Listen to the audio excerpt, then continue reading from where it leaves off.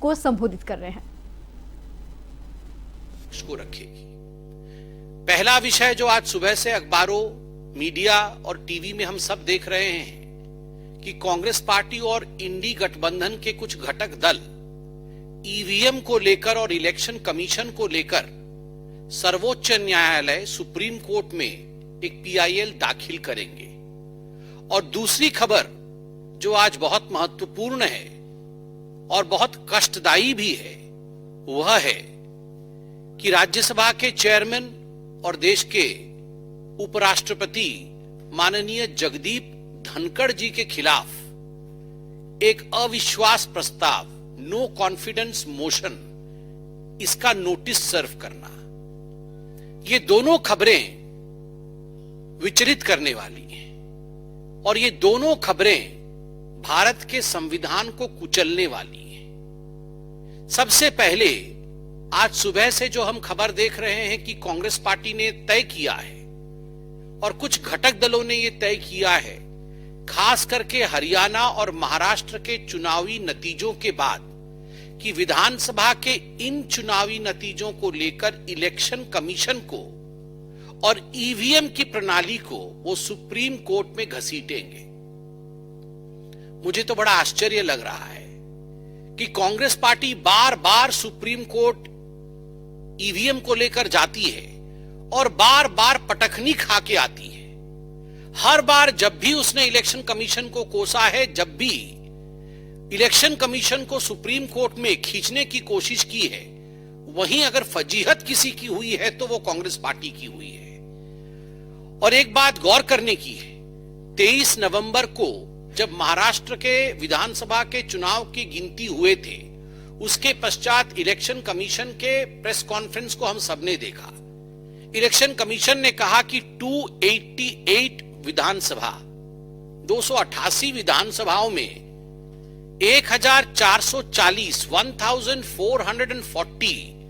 VVPAT unit, अर्थात हर विधानसभा में जो नियम कहता है कि 5 वीवीपैट यूनिट के वीवीपैट्स और गिनती में मिलान होना चाहिए, वो मिलान किया गया है और वो 100% एक्यूरेट और परफेक्ट निकला है। अर्थात ईवीएम का काम करने का तरीका, और इलेक्शन कमीशन ने इस पूरे प्रक्रिया को सीसीटीवी में कैद करके प्रेस कॉन्फ्रेंस के माध्यम से हम सबके सामने और देश के सामने रखा है। फिर भी इस पूरे विषय को लेकर सुप्रीम कोर्ट में आज कांग्रेस पार्टी जा रही है। यह दिखाता है कि संविधान के प्रति कांग्रेस पार्टी के मन में सम्मान नहीं है। और याद करिए, 26 नवंबर को ही, 26 नवंबर 2024 को ही एक पीआईएल जो कि के.ए. पॉल ने दाखिल किया था ग्लोबल पीस इनिशिएटिव की तरफ से, उस पर सुनवाई करते हुए सुप्रीम कोर्ट ने इस पूरे मसले को खारिज किया था कि ईवीएम का जो रोना आप रोते हैं आके सुप्रीम कोर्ट में, जीत जाएं तो सब कुछ ठीक है, हार जाएं तो ईवीएम का रोना। आप झारखंड में जीत जाएं तो ईवीएम वहां ठीक है, तेलंगाना में जीत जाएं तो ईवीएम ठीक है, बाकी आप आके यहां पर केस करते हैं, हम इस पीआईएल को खारिज करते हैं। और खरी खरी सुनाई थी सुप्रीम कोर्ट ने। हैकाथॉन भी इस वर्ष भी चुनाव से पहले हैकाथॉन के लिए इनवाइट किया था इलेक्शन कमीशन ने कि आप आइए और हैकाथॉन करके दिखाइए कि ईवीएम की मशीन को हैक किया जा सकता है या नहीं। उस समय ये सारे घर में सो रहे थे, एक भी कांग्रेसी या एक भी इंडी गठबंधन का कोई व्यक्ति हैक करने नहीं गया था। इससे पहले भी हैकाथॉन हुआ था, उस समय भी ये नहीं गए थे, अब ये जा रहे हैं। अब जो दूसरा विषय है, ये पहली बार गंभीर मसला है और पहली बार राज्यसभा में राज्यसभा के सभापति, चेयरमैन, भारतवर्ष के उपराष्ट्रपति, उनके खिलाफ अविश्वास प्रस्ताव लाने की बात, उनके खिलाफ अविश्वास प्रस्ताव लाया जा रहा है। इस विषय में नोटिस सर्व किया गया है। यह सब हमने मीडिया के माध्यम से देखा है। आप जरा सोच के देखिए, इस पूरे सदन में और सदन के बाहर भी जिस प्रकार गांधी नेहरू खानदान का सोरोस के साथ किस प्रकार एक संबंध है, और उस संबंध के विषय में आज हम और भी बात करेंगे। मगर सोरोस फाउंडेशन से पैसा लेकर देश को अस्थिर करने की जो षड्यंत्र है, उसमें सोनिया गांधी, राहुल गांधी और पूरा गांधी नेहरू परिवार उसमें संतृप्त है, संलिप्त है। जब इस विषय को पार्लियामेंट और पार्लियामेंट के बाहर उठाया गया तो आनन फानन में कहीं न कहीं विषय को डाइवर्ट करने के लिए, कहीं न कहीं इस विषय से अपने आप को दूर करने के लिए, भटकाने के लिए माननीय धनखड़ जी के खिलाफ एक नो कॉन्फिडेंस मोशन लाने का प्रस्ताव कांग्रेस और उनके कुछ घटक दलों ने लिया है। और मुझे याद है कि चंद दिनों पहले भारतीय जनता पार्टी ने सोनिया गांधी का forum for democratic leadership Asia Pacific, जो FDLAP फाउंडेशन है, उसका खुलासा किया था। जॉर्ज सोरोस पूरा इस फाउंडेशन को किस प्रकार से फंड करते थे और किस प्रकार से यह फाउंडेशन कश्मीर को भारत से अलग करना चाहता था। जब यह विषय उठा तो यह अविश्वास प्रस्ताव के विषय में बात की गई। दुख इस विषय बात को लेकर है कि कांग्रेस पार्टी ये जो अविश्वास प्रस्ताव ला रही है, इससे पहले भी आप देखिए प्रधानमंत्री जी के खिलाफ अपशब्दों का प्रयोग किया गया, प्रधानमंत्री जी को भी बख्शा नहीं गया।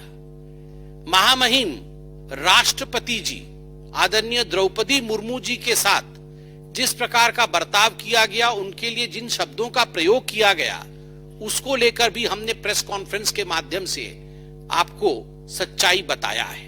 और अब उपराष्ट्रपति जी के खिलाफ इस प्रकार का वाकया, मुझे तो आश्चर्य इस बात का होता है कि ये कांग्रेस पार्टी जाति जाति, कास्ट कास्ट कार्ड खेलती है। एक ओबीसी प्रधानमंत्री का तो हर दिन ये अनादर करते हैं। एक ओबीसी प्रधानमंत्री के लिए जिन जिन शब्दों का प्रयोग किया गया, लट से मारेंगे, जनता इनको लट से मारेगी, ये नीच आदमी है, इस प्रकार के शब्दों का प्रयोग किया गया प्रधानमंत्री नरेंद्र मोदी जी के लिए। एक ट्राइबल समाज से आई हुई उड़ीसा की बेटी द्रौपदी मुर्मू जी के लिए कांग्रेस पार्टी के उस समय के LOP अधीर रंजन चौधरी जी ने जिन शब्दों का प्रयोग किया, मैं उसे दोहराना नहीं चाहूंगा।